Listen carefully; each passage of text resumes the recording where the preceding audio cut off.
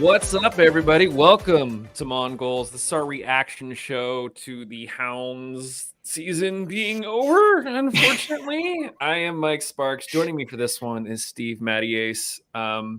Steve, you and I were sort of doing a live watch-along yesterday, and we shared a lot of thoughts, and I think we both got to the end of it, and we're like, screw it, we're out. And like there was not a lot that was said after that. Before we get into this one, how are you doing, my friend? Better overall today than I was last time I saw you. Spent a bit of this afternoon. I've got a cold cellar and a coal cellar next to each other in the basement, and decided to start making use of the cold cellar.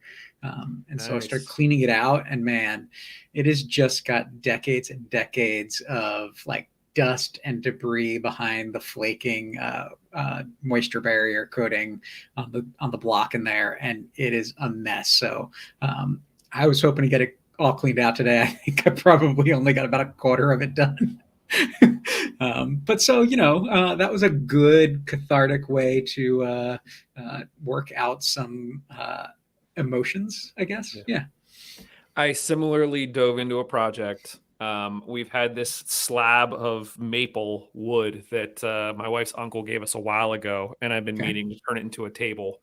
So literally I've spent the past few weeks kind of like sanding this thing smooth, but I finally was able to do some finish and some stain on the legs and stuff to try to match. And it just, like you said, it felt good to just focus on something else for a little bit. You'll have to post a picture of that in our Slack. I will definitely. All of the pieces are kind of drying, and so this week the goal is to get it together and get it in place. But so let's talk about the game. I feel like some of this is going to be a rehash of what you and I said yesterday during the game. Josh is not here. He chose to watch a 12-hour movie for like the 30th time rather than be here and talk about this game. So that sort of tells you where he's at. No shade, Josh. I know it's Lord of the Rings. I get it. But obviously, Hounds lose 1-0. Just a few takeaways I think that are probably worth mentioning. We don't want to get too overly negative here. I think if Justin were here, he would be sort of the counterpoint to yes, but it was a good end of the season, and like we should be happy we're here. And I think there's a lot of that is true and valid, and we should be feeling that. But you lose 1-0 in the playoffs in the fashion that we did, and I think that it's fair for fans to feel let down. I think the team feels let down. I think we'll see. The team released a couple of videos of Bob and Danny Griffin, and you could tell they felt let down. And so I think just sort of processing those emotions, and we will save sort of it was a great end of the season for like another episode. But in terms of takeaways, a couple of things I think that stood out. Steve, give me something from this game that I don't know that you walked away with. Well, I mean, the only reason this was a 1-0 game was Eric Dick. I mean, he made two absolutely stellar saves that otherwise I think would have been goals. And against probably 80% of the keepers in this league would have been in the back of the net. And then some other plays by the defense that were really dangerous. So this could have been 3 or more goals by Charleston. So the fact that we still kept it close and gave the rest of the team a chance was great. Yeah. Chandler in the chat echoes what you're saying. Confident going in. Hogan and Dick kept it from being 3-0. Yeah, absolutely. To your point, there were a number of times that you and I sort of called out the fact that we were kind of passing the ball to no one. So we weren't doing ourselves any favors. But even when we were screwing things up, Dick was there to the rescue. So, yeah. Definitely good stuff from him. Especially when you consider a lot of the talk that we've had around him has been, yes, he's gotten the Golden Glove, but the team and the defense have sort of been there to limit the chances that teams are getting against him. That was not the case here. He was doing a lot of this himself. So yeah, a lot of credit to Dick in this one for sure. I mean, I think this was probably one of his top 2 performances as a Hound that we've seen. There are a couple other moments I can think of throughout the season where he's come up big like that, but I'm struggling to put my finger on a game where he did it multiple times. Agreed. I think that's a good shout. I think another good call, and you sort of called this early in the game, was Blackstock coming in. If he would have come in a little bit sooner, maybe it would have been a little more different. But he was just able to create so much space on that left-hand side and really be a nuisance. It would have been great to see it earlier. Yeah. Well, and I think the difference is he just adds so much because he puts the opposition midfield and defense on the back foot. And you saw that when he was in the game, we looked on that side, at least, a lot better than we had in the first half and beyond before he came in. And so mystifying to me why he didn't start. But I mean, I think there's an argument to be made, and the argument Bob would probably make is that he wanted his stronger defensive wing backs in the game. But why do you need to play defense when you're constantly pushing the wing backs on the other side or the midfielders on the other side back? Yeah, agreed. And something that I don't know why it didn't click for me until now. All season long, he's played as a right back. And we sort of put him in a left back. And I don't know if Bob just sort of identified that spot on the field and said, go try to take advantage of it as best you can. Yeah, agreed. I thought he was a standout for sure. One of the other things that we had talked about in the prediction show was the fact that over this 10-game stretch leading into, heading into the playoffs, we hadn't really been down at all, or at least not gone down first. And so one of the things that Justin and I literally talked about was it would be interesting to see if we got down a goal early, how we would respond. The goal was not a good goal. I mean, it was a goal, but it was not one that we should have given up. The ball was crossed in. Marcanic makes a diving header right in front of Suber. Suber kind of lifted his leg to play it, and I don't know if he hesitated because he saw Marcanic there, and it would have been a dangerous play. But regardless, you can't kind of wait for that to come to you. And I'm not blaming Suber. There's a lot of other things that went into that. I don't think he knew Marcanic was there at all, honestly. I think he was expecting to clear that ball, and all of a sudden there's a head there. Do I think we could have been better defensively on that? Yeah, I do. Do I think that we screwed up to the point that we gave them an easy goal? No, that's a top-tier goal in a key moment from a player coming out of nowhere and scoring that. And so you saw a little bit there, I think, of why he's been so good for them this season, because he's willing to just make things happen, even at the risk to his own body, right? He could have easily gotten a foot to the head. That was not aggressive, right? Right. And so he put it all out there, and that's the game. Yeah. It's a shame. The only other real thing that sort of stood out to me was just it was funny because I was watching the game with my kids, and even my son was saying, he was like, they feel very mechanical, very robotic. That was one of the boys that said that, not you originally? I got to give you a hard time for that, Mike. Yeah, I know. Well, listen, I was thinking it, and then he said it, and I was like, okay, good. It's not just me. But yes, no, they felt very, it was just like you were kind of, it's almost like dancing by numbers. It just felt like we're only putting our feet where the patterns were telling us to put our feet, and we weren't willing to deviate from there. And that was the difference. There were multiple times that you saw the Battery trying to be creative, trying to do different things and sort of take the game by the scruff of the neck. And we were just kind of going through the numbers, and that's tough. I don't know what you do about that. I mean, I feel like part of that is just a Bob Lilly system, and that's kind of gotten us to where we are. But there was just no answer. There was no response. But I think this game was vastly different than what we've seen in the past 2.5 months or so from the team. That in the past 2.5 months, we've seen the team taking some risks going forward, taking more shots, moving the ball well from multiple points out of the back through the midfield, and changing the point of attack. And I mean, you pointed it out pretty quickly that as soon as we went down a goal, it seemed like our biggest idea was to just try to loop it over the defenders to an oncoming Kiza. And that wasn't working. And so then it's like, okay, let's try to get it out to Etu.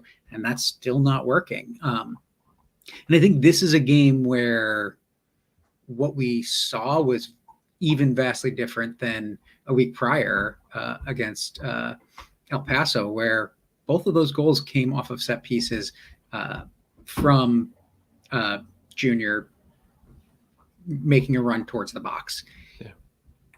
He was never in those positions. And I don't know if that was a tactical thing. I don't know if that was that Charleston was just doing so well that he was having to stay back so much that he wasn't getting forward as much. But that to me is a big part of this, that even when he's not contributing directly to the offense with an assist, he's one of the guys that for us has made a lot of things happen over the past few seasons. And you saw that last week. You didn't see that last night. Yeah. Do you think it's I mean, one of the things that you and I were also shouting at about the game was we weren't getting bodies forward. Every time we would get forward, it seemed like they had 6 or 7 guys back to our 2 or 3 forward. And it just wasn't, again, we had made strides in that all season and we had seen us improve in that all season. It just wasn't happening this game. They just seemed to have numbers in every area of the field that we didn't. I don't want to pick on him because we're going to have lots of conversations about this at a later time. Do you think that Bob got out coached in this one? I don't know if it was out coached or right. Like, I don't think that Ben Pyramid coached his team better. I think that Bob's decision making seems like it was negative instead of positive. And I mean, we'll have his video in a little bit. But I think even there's some indications in some of the things he says that, like I just don't understand it. And I think you're in the playoffs. A draw does not help. Right. Going down 1-0 does not help. And so when those things happen, what are you doing to change things up? We talked about it a bit last night, and I don't think it's necessarily that Bob got out-coached last night. I think it's that he's put himself in a position where he doesn't have the tactical flexibility on the roster to bring in players to make things a bit different. And we saw that. Because you asked the question right before the half, what needs to happen in the second half? And we came back, and that's when I said Langston Blackstock. And like we talked about, he was a guy that was making a little bit start to happen last night. And he was, for me, the most exciting field player on the field for the Hounds all night long. Agreed. And he was the only one that we had to take off the bench that could bring something different. Yeah. It especially seemed like as we were going into the subs, it was kind of the same old playbook. And especially when you're hunting for a goal, I know when they started to take off, like Jacqueline and Mertz, these are guys who have been integral to us getting goals really late this season. To see those guys come off and you put in somebody like Dien, who had moments earlier in the season, but has done nothing in really the past 10 weeks. It's like it's a Hail Mary. Like you're just kind of hoping that something happens rather than saying this is how we're going to break them down. Right. And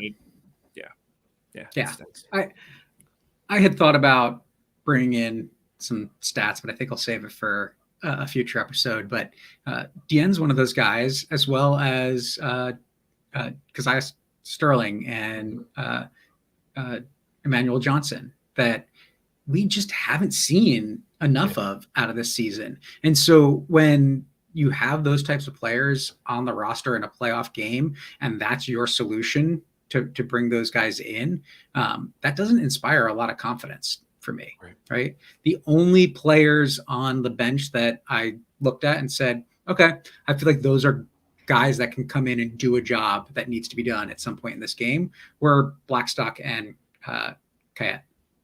Yeah, agreed.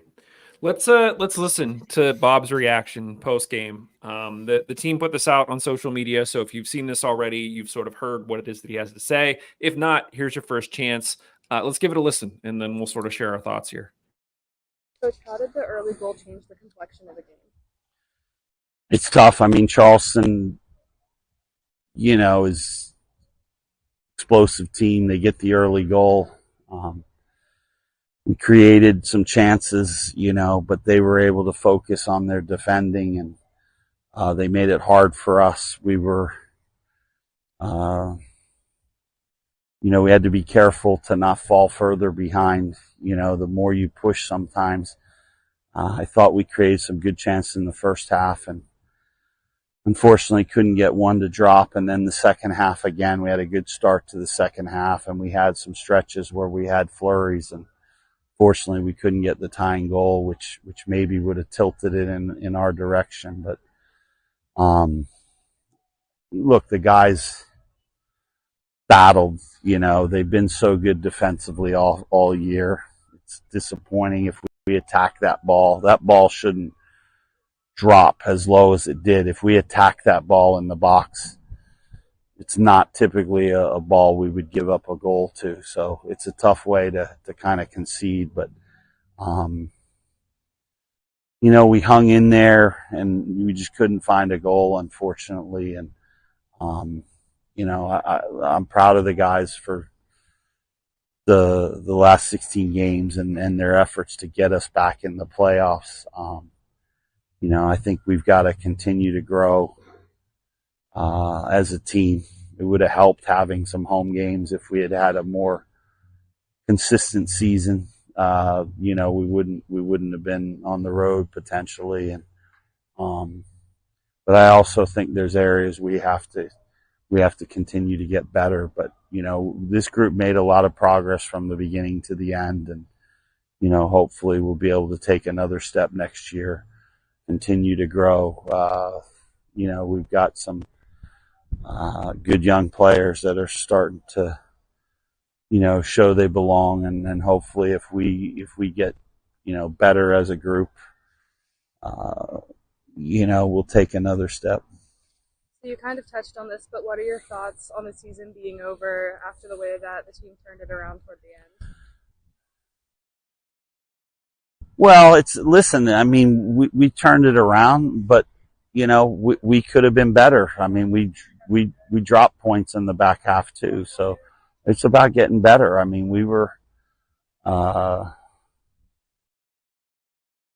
good enough through the entire season. We were certainly better the second half of the year, but even though we had a really good run in, the last few games, even those games, could we have put them away? Could we have been able to get more possession? I mean, it's tough to win consistently if you're defending for long stretches. I mean, we defended more in the Loudoun and Charleston and El Paso games than even tonight, and a couple of those games were at home. So there's areas we got to get better. We got to improve. We got to look to make the team stronger and add some pieces into this group. But, I'm happy with the progress in the second part of the year. The beginning of the year was poor. So thankfully we were able to get better. But, I think we have to be realistic and know there's still a lot of work that we have to do as a group to get to a point where we're ready for these moments. So that was Bob's thoughts post-match. I guess Steve, gut reactions after hearing that. That's the third time today I've watched that now. My big takeaways are he seemed hesitant to go for the game after he went down. We don't want to give up another. Okay, but you're down. So if you don't push forward, how are you going to score?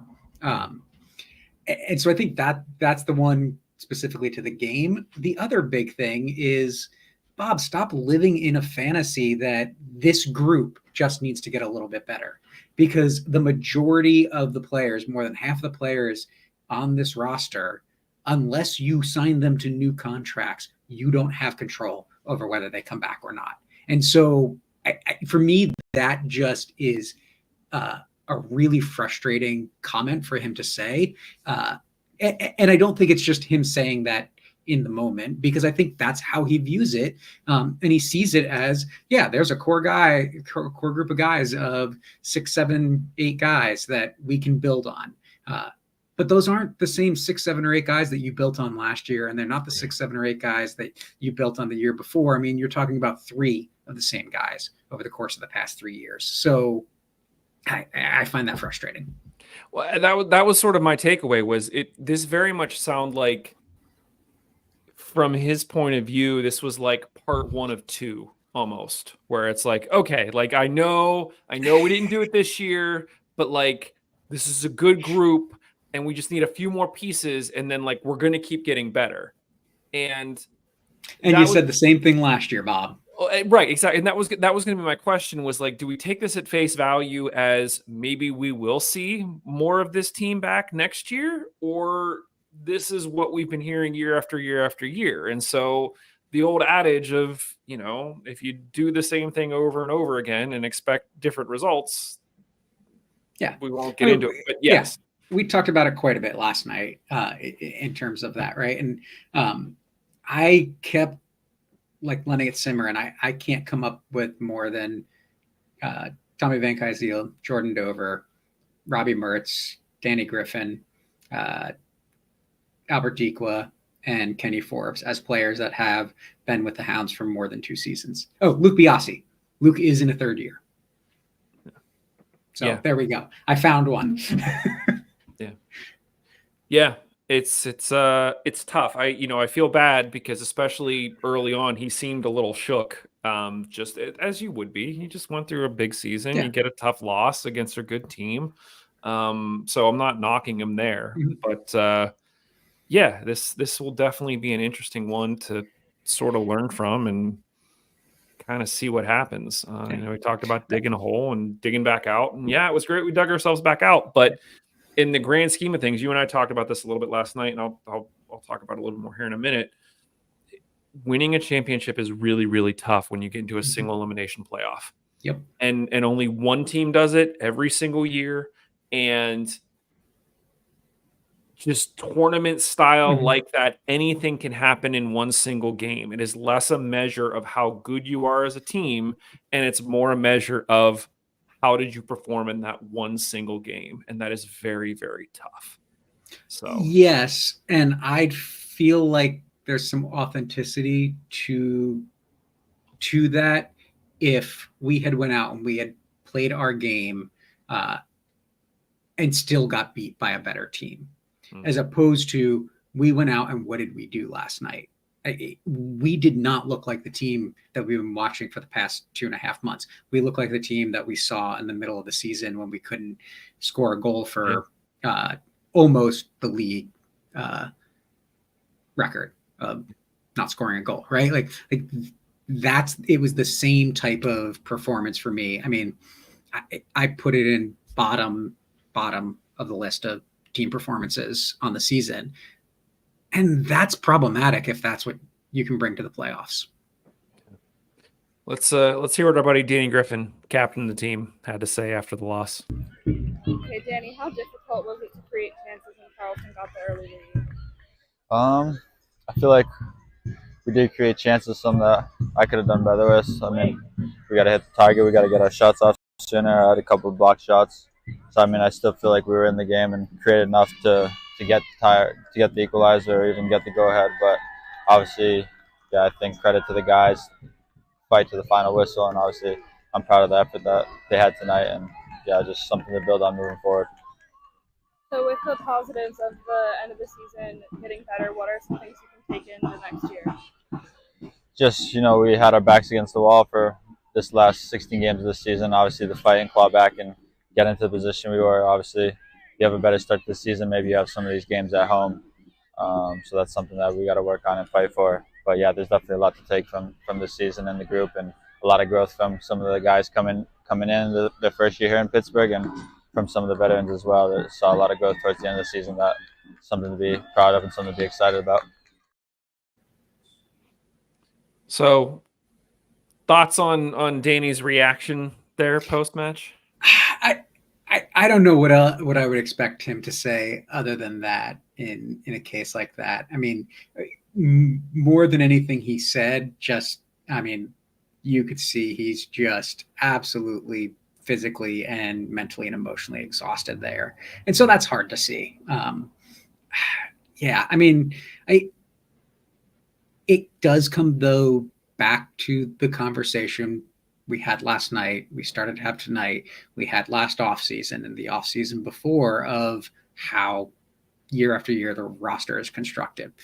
When Danny's talking about, some guys that are in their first year in Pittsburgh, that to me is part of the problem that I said it to you last night, that we're getting a lot of these guys that are early in their careers coming out of college or coming out of a lower league, and this is their experience with the playoffs. They might get another chance with the Hounds next year.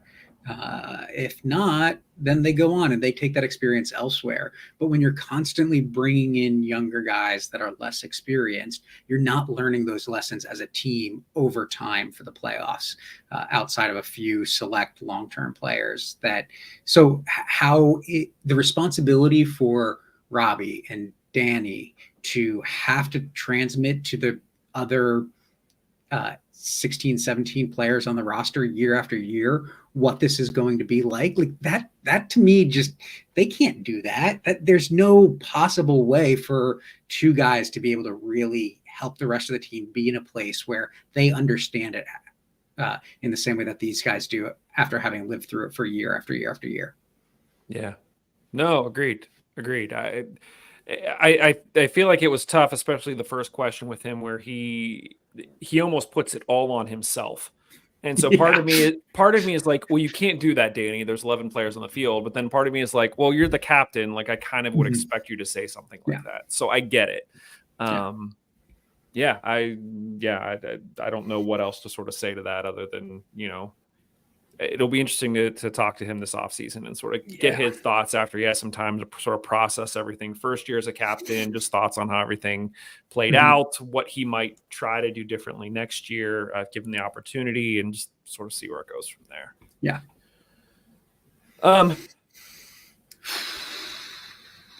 The one last thing, and this, I got to give the Battery, or at least their social media people, just a little bit of credit, because earlier this past week, they announced that they had created a new kit just for the playoffs. And I was quick on the Mongols Twitter to give them a lot of shtick and be like, that's a whole lot of work for just one game. Last night after they won, somebody went back to that tweet and liked it from the Charleston Battery account. So I was like, okay, fair play. Like, you didn't say anything at the time. You just let it go, but you kept it in the back of your head. And you came back to it after the win. So like, we see you. Thanks guys. That person was sitting there being like, I don't want to respond to this, but if we win, I'm going back and I'm just silently liking the tweet. Exactly. I guess, Steve, any other thoughts on this game before we sort of just a few closing thoughts? I don't want to get too deep on anything, but anything else on this one? No. Yeah. It needs to be better. It needs to be better. My one thing, and I won't get too much into this, I mentioned during the show last night, and I think I'll save this for a wrap up, but I do think that the goal for the team should change. And I think if the goal changes, then there's like a whole trickle down effect to all of that. We had this discussion last season where it was like, would you rather get the player shield or win the championship? And I know that there's a prevailing thought that, well, you want to win championships, but I think that it's too easy to say, well, to win a championship, all you got to do is get in the 8th spot. Whereas if you say the goal is to win the player shield every single year, you can't have seasons like we have where the first third of the season you're just giving up points. You're going out and every single game is building towards that player shield. And if you win the player shield, it didn't happen for us last year, you're putting yourself in a better position to win a championship than if you're going in 7th place against a hot team with the Golden Boot winner on the road, and you're in a situation like this. So just doing a little bit of digging, since the Hounds were founded, only 2 teams have won the championship more than once. So just to put it in perspective, it is very, very hard to win a championship. So if your goal is to just say, our goal is just to win a championship, that's not going to build a legacy team, because it's really, really difficult to do. No coach has won it twice in the last 10 years. So since Bob Lilly was in Rochester, no coach has won the championship twice. So it's really, really hard to win a playoff championship. Yes, and all of those things are accurate. I do think the only reason that James O'Connor didn't win it twice is because he didn't have the chance to win it the second time, because Louisville did win it 2 years in a row. And I think that is right, but a different coach. Yes, different coach. But I think that even with that, as we've talked about in the past, we talked about it last night, the difference between the way that Louisville builds a team over time. And when you talk to some of the opposing fans this year, this came up multiple times, I think, throughout the year, about how teams like Sacramento, Louisville, Tampa Bay build teams that have not just a strong group of players that return, but a strong group of players in the starting lineup that return. Yeah. It's guys coming back year after year, building that chemistry, knowing who's going to be where outside of a 32-game season. Right. So you started to talk about it there a little bit, and I think that you kind of hit on something indirectly that sticks out to me, that you talked about. We didn't win more last year, and I'm not going to go back and beat the extremely dead and bloodied horse of what how do you feel about Detroit wrong in Detroit last year. Just that it's out there. I've talked about this a few times over the past year. But what it does make me question is there something that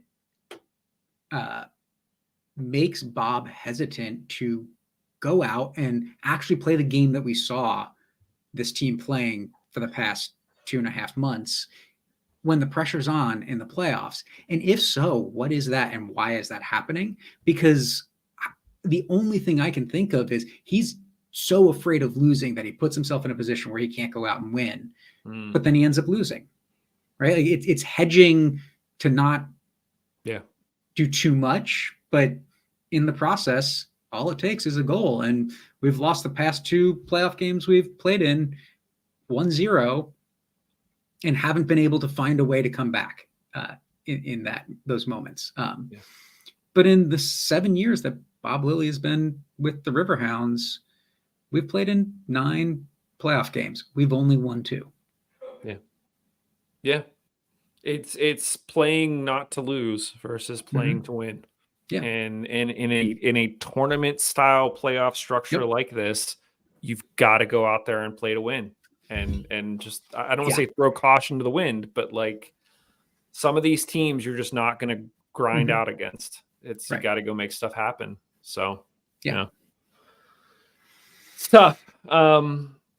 Lots of conversations we will be having this offseason, sort of around what we're expecting. It's crazy because, I started to think about it, where typically it feels like we have a lot more time in the off season. Really, come January, it's going to be ramping back up again. And we're already in early November.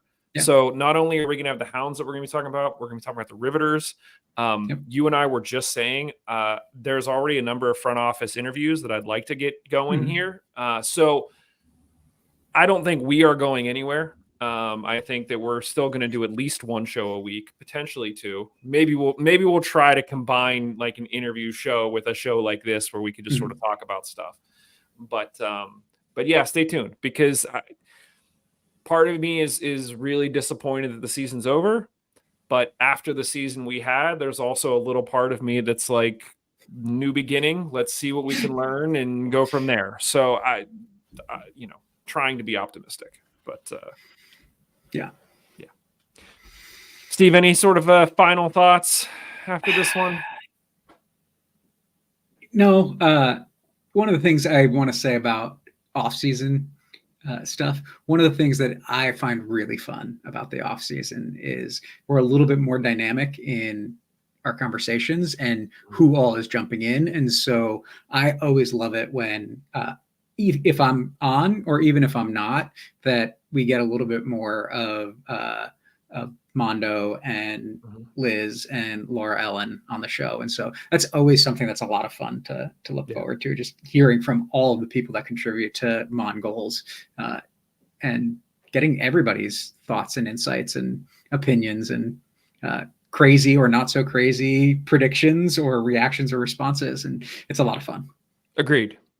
So look forward to all of that. We've already been talking about different ideas for different pieces of content and things to share and things that we're really interested in that we're going to do some sleuthing on, especially with the front office, trying to ask a lot of the questions. If you have questions that you would like us to discuss with the team or, just with on the show, feel free to send them our way. We have the email address, mongols3@gmail.com. You can also find us on YouTube. You can leave a comment in this YouTube video or any of our YouTube videos, to be honest. You can find us obviously on Twitter, Instagram. We are on TikTok now as well. But, once again, a massive thank you to everybody for all the support this season. I am going to do just sort of an additional push for YouTube. Please do subscribe to us on YouTube because then you will get notified anytime we drop a new episode, or if we go live, you can be part of the conversation. You can jump into the chat, just like what we did last night with sort of the watch party.